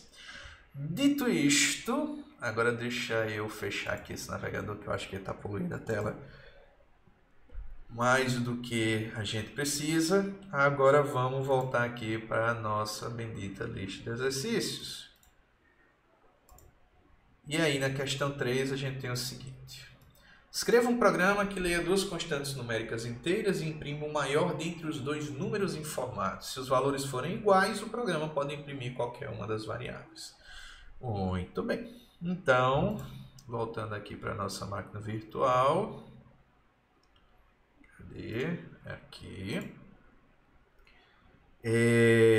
A gente vai fazer o seguinte. A gente vai declarar aqui algumas... Primeiro a nossa mensagem vai ficar alguma coisa do tipo: o maior número é... E 1% de... que vai ser o número maior dos dois números, né? Aí eu vou colocar aqui, por exemplo, uma variável chamada número 1, DD, eu vou inicializar isso aqui com, sei lá, 50. E número 2, DD, eu vou inicializar isso aqui com 40. Cuidado com nomes de rótulos e nomes de variáveis para esses nomes não serem muito óbvios, tá? Para vocês não correrem o risco de usarem um nome que já foi utilizado, um label, em alguma das bibliotecas que vocês estão importando. Isso é particularmente perigoso no MASM por conta daqueles arquivos de cabeçalho que a gente inclui no nosso programa, certo? Então tentem usar nomes que sejam mais criativos. Beleza. E aí vamos fazer o seguinte então. Vou deixar esse print aqui, é a última coisa que vai acontecer. Começou o nosso programa. O que é que o nosso programa precisa implementar? É um if. Preciso comparar primeiro um número com o outro, descobrir qual é o maior e imprimir o maior. Tá? Como é que eu comparo um número com o outro? Bom, eu poderia pensar em alguma coisa do tipo, compare, sei lá, número 1 com número 2. Por que isso não pode? Bom, não pode porque vocês já sabem, né? Banana com leite... tudo bem, é nomes criativos, mas que vocês consigam mais tarde lembrar o que é que significa a bendita variável, tá? Não vá usar a minha piada de variável, catita 1, catita 2, catita 3, porque isso é só uma piada. Não é para usar esses nomes de variáveis num programa, porque senão nem vocês, nem eu, ninguém vai entender nada. Beleza. Eu não posso fazer essa comparação porque isso aqui são duas referências à memória, tá certo? Eu tenho que pegar um desses valores e trazer para um registrador para depois eu poder, por exemplo, comparar o valor de um registrador com o valor que está lá na memória. Então vamos fazer o seguinte, vamos primeiro mover para o registrador. Aí eu vou usar EAX porque eu estou lidando ainda com números de 32 bits, tá certo, gente? Então eu vou mover para EAX esse valor aqui que é o conteúdo da variável número 1. Beleza. Depois eu vou comparar esse valor de EAX, agora sim, com o conteúdo da variável número 2. E aí eu vou fazer um salto, tá certo? JG, jump if greater than, ou se for número sem sinal, né, JA, jump if above, para um label é maior. E aqui é maior, o que vai mudar na saída do meu programa? Notem, a saída sempre vai ser imprimir o maior número e o número, que eu vou passar como segundo parâmetro. Então, o primeiro parâmetro é sempre esse. A única coisa que vai mudar é o segundo parâmetro desse printf, certo? Se eu vou informar número 1 ou número 2. Bom, se esse é o caso e o segundo parâmetro ele é passado pela variável RSI, a gente já viu lá naquela tabela, né? Essa aqui é a convenção. Então, eu vou fazer o seguinte, eu vou declarar um label aqui, maior, tá?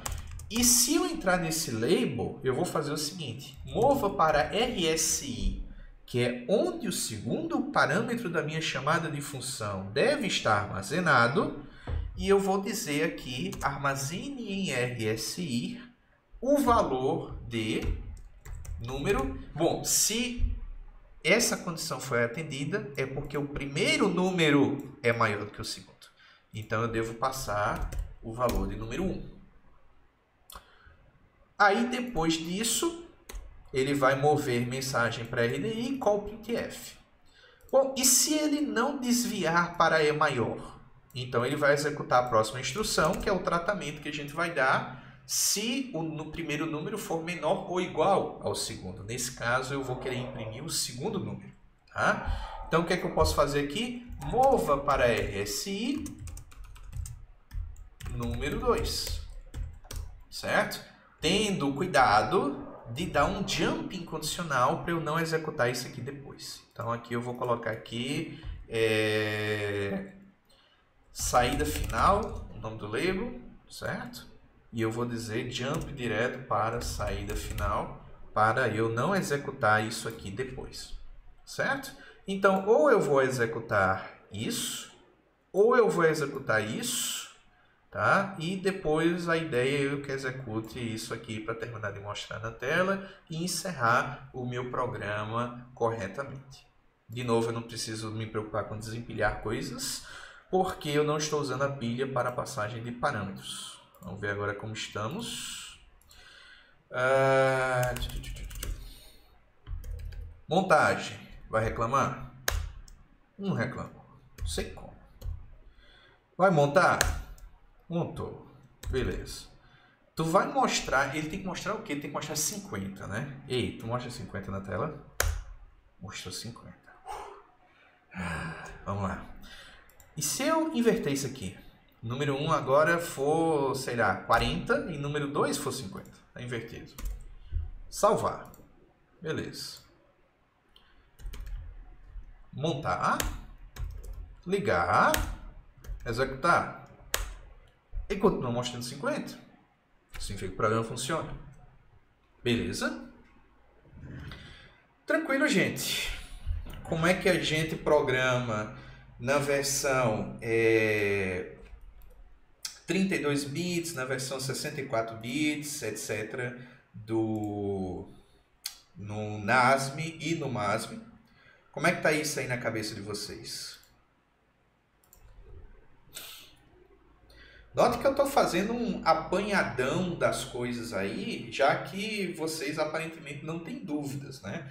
O meu entendimento é, ou vocês chegaram com um projeto implementado, ou vocês chegaram sem dúvidas, tá? Ou porque entenderam tudo, ou porque não estudaram nada ainda, e, enfim.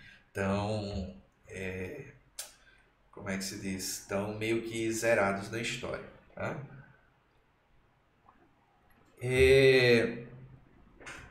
A gente poderia continuar implementando as coisas e tal, mas a gente está se aproximando das 4 horas. A gente pode esticar mais um pouco, principalmente considerando que a nossa aula começou um pouco tarde. Ela, assim, não pode, eu não posso esticar muito, porque às 4h30 eu vou ter um outro compromisso. O que vocês querem fazer? Vocês querem que eu dê uma atenção aqui a mais alguma coisa dessa lista, ou vocês querem que eu comente o projeto aqui, tá? Vai rolar outra aula na quarta também?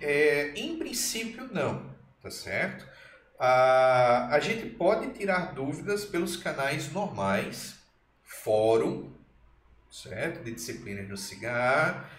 Esse é o lugar que eu mais gosto de tirar dúvidas, porque o que eu respondo para um fica visível para todo mundo. Mas pode ser feito por e-mail, pode ser feito por Discord, mas vocês podem continuar me encaminhando dúvidas. Eu só marcaria uma outra aula síncrona se eu realmente visse que, caramba, a galera está extremamente perdida e interação é importante. Se forem dúvidas mais pontuais, eu acho que não carece, né, de uma aula síncrona, tá? Tem umas dúvidas sobre os detalhes do assembly. Ok, essa aula vai para o canal depois, correto? Correto. Você tem uma dúvida, Eduardo, sobre os detalhes do assembly? Manda abraço. A hora de perguntar é agora. Agora é um bom momento para a gente perguntar.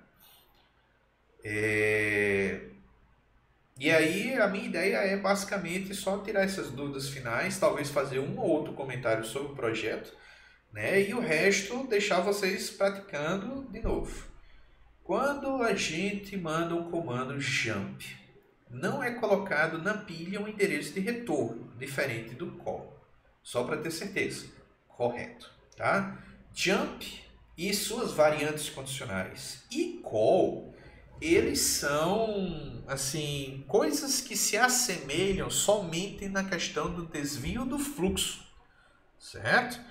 Mas o jump ele só faz trocar o valor do registrador que aponta para a próxima instrução. Tá? O equivalente a um PC, o contador de programa. Então, ao invés da próxima instrução ser uma, a próxima instrução vai passar a ser outra. E o call faz isso também. Agora, quando você faz um call, além do desvio, você também, no mínimo, está pegando o endereço do que seria a próxima instrução do call e colocando na pilha como endereço de retorno, certo? E aí, dependendo da convenção que você estiver utilizando, ou a implementação da função, ou a entidade que estiver chamando a função, deve tirar, no mínimo, esse endereço de retorno da pilha. Minto. Esse endereço de retorno é retirado automaticamente da pilha, de qualquer modo, quando você chama o RET. Tá? Então, perceba, quando você chama um call, se você não tem um RET do return, aquele endereço de retorno vai ficar lá, boiando no topo da pilha. Tá certo? Então, call serve para implementar funções. Jump serve para fazer desvio incondicional. Não deve ser utilizado de forma intercambiável. Aí você diz, mas dentro de um label que eu dei jump, eu posso utilizar o comando RET? Não, a menos que você tenha calculado o endereço de retorno e colocado lá na pilha no braço. Porque o RET vai esperar que o topo da pilha possua um endereço de retorno, certo? Então, assim, minha sugestão é não façam nada muito exótico, certo? Jump serve para desvio incondicional. Call serve para implementação de funções. Call espera um RET. Jump, não. Cada um no seu quadrado. Ok?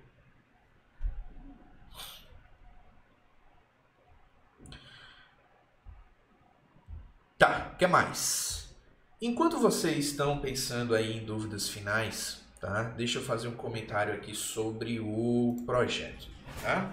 O que é que eu pedi para vocês fazerem no projeto? É um negócio muito simples, tá? Não é um projeto longo, mas é um projeto que vai exigir que vocês tenham um entendimento de como se programar em Assembly e de como implementar funções em Assembly, tá certo? A ideia é que vocês façam um programa em que você sempre forneça o enésimo elemento da sequência de Fibonacci, onde é aquela sequência que começa com os números 0 e 1, e a partir do segundo elemento, considerando que o primeiro elemento eu estou chamando de elemento 0, tá certo? Vai ser sempre calculado como a soma dos dois elementos anteriores, tá? Então, esse elemento aqui é calculado pela soma desses dois, esse elemento aqui é calculado pela soma desses dois. Essa é a sequência de Fibonacci. Muito dificilmente eu sou a primeira pessoa falando sobre essa sequência para vocês. Existem formas diferentes de se calcular os valores dessa sequência. Uma delas é uma implementação recursiva. E aí, de novo, tá? Para que vocês implementem esse projeto, é importante vocês terem uma ciência boa de como funcionam funções recursivas. Do contrário, vocês vão ficar perdidos e a culpa não vai ser nem do assembly ou de arquitetura, vai ser porque vocês não entendem recursividade. Então, se recursividade ainda é muito confuso para vocês, vale a pena pausar para poder revisar esse conteúdo lá de programação. Mas, a gente tem dois casos que a gente chama de triviais, tá? Se o meu n aqui for 0, eu já retorno 0. Se o meu n for 1, eu já retorno 1. O cálculo de qualquer outro elemento vai ser sempre essas duas chamadas recursivas, tá? Eu vou pegar o valor de Fibonacci n-1 e somar com o valor de Fibonacci n-2. Então, dentro da implementação de Fibonacci, eu vou chamar Fibonacci. É isso que faz dela recursiva, tá certo? Então, do ponto de vista de implementação, nada mais é do que chamadas de funções, mas que por serem recursivas, elas têm que ser feitas da forma correta. Ou seja, vocês têm que ter muita atenção na aula 3 para saber administrar a pilha da forma correta se você estiver fazendo a passagem de parâmetros pela pilha, tá? Ou administrar os valores dos registradores pertinentes à passagem de parâmetros, certo? Se essa passagem de parâmetros for pelos registradores. Mas a pilha tem que ser administrada de qualquer forma, tá certo? Porque, no mínimo, endereços de retorno estão sendo colocados lá, tá certo? Então, você tem que estar pelo menos ciente de que a pilha ela tem uma participação ali na chamada da recursividade, tá certo? E é só isso. O programa vai pedir como entrada, diga qual elemento da sequência de Fibonacci você quer implementar, quer exibir na tela. Você vai informar qual é esse elemento e aí você vai mostrar esse elemento na tela calculado através da chamada a essa função Fibonacci, passa um parâmetro lá, ok? Eduardo está dizendo aqui, cheguei no caso que eu chamei call e em seguida chamei jump para sair da função e aí estava utilizando ret. Assim, você pode usar um jump dentro de uma implementação de uma função. A ideia é que não seja para sair da função, tá? Aí você faz uma programação muito macarronada que o teu código fica pulando de um ponto para outro sem muita estrutura, tá certo? Então, para você encerrar uma função, a ideia é que seja sempre ret. Essa ideia de recursividade do Fibonacci em Assembly está complicada. Assim, se você for parar para pensar muito secamente, para você implementar isso aqui, você precisa saber como é que você implementa uma função e como é que você chama uma função. E era isso. Para o Assembly é isso, certo? Então eu poderia dizer que o projeto é sobre se você sabe implementar uma função e se você sabe chamar uma função, tá?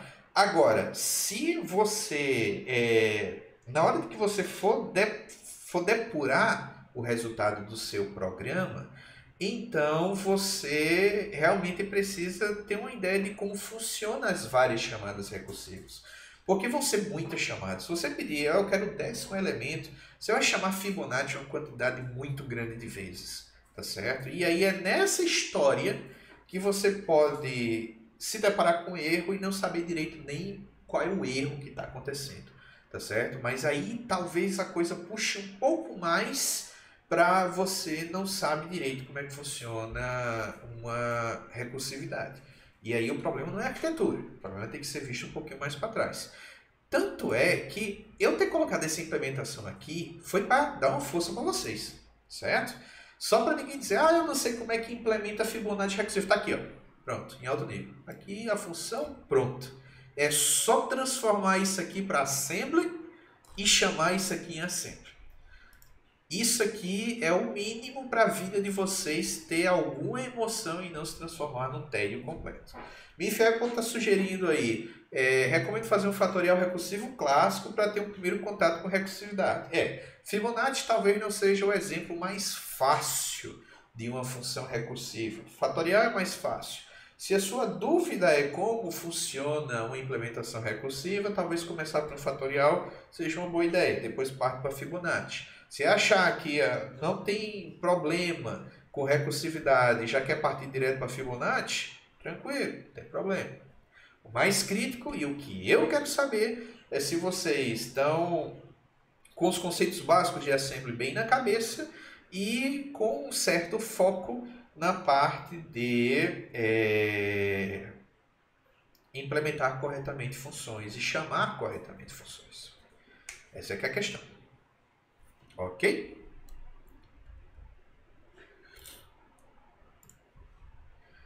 E aí, gente? Era isso? Sem mais dúvidas finais? Amanhã eu vou repetir essa aula para Engenharia de Computação, certo? Às 10 horas da manhã. Se nada der errado, talvez eu consiga avançar mais, tá certo? No tempo da aula, porque eu não vou ter passado pelo trauma de relembrar na marra coisas que eu mesmo tinha esquecido porque eu não estava praticando nos últimos dias, tá certo? Então, se vocês quiserem, tá, sintonizar ali, sei lá, a aula começa às 10 horas, vamos supor, lá para as 11 horas, 11, 11 e meia, sintonizar para ver se eu avancei mais itens da lista do exercício, tá certo? Aí vocês podem fazer isso. Do contrário, me perguntem, tá? Assim, honestamente, as chances são que vocês consigam resolver sem nem precisar perguntar. Mas se tiver dúvida, não é que eu vou sumir do mapa, não. Tá certo? Vocês podem continuar perguntando e aí, geralmente, eu vou responder isso da forma mais convencional, tá certo? Do contrário, se eu ver que se trata de dúvidas muito cavernosas e complicadas e cheias de consequências, aí eu posso até dizer, ei gente, vamos marcar uma aula extra aí, síncrona, pra gente conversar sobre isso, que eu tô vendo que a confusão tá generalizada. Aí a gente vai e marca. Tá? E a aula vai ficar gravada também, tá certo? Grande gaete aqui. Se você quiser, depois você vai poder dar uma olhada nesse vídeo da turma de Engenharia de Computação, da aula de amanhã, depois no YouTube. Tem fórum, tem Discord, tem e-mail, tem seção de comentário do YouTube, enfim, me achar é fácil. É uma questão muito mais de vocês se resolverem na questão dos horários de vocês, certo? Agora, pela caridade, gente, não deixem para resolver isso no último segundo, tá? Se deixarem para o último segundo, a morte assim desse projeto vai ser quase certa. Beleza?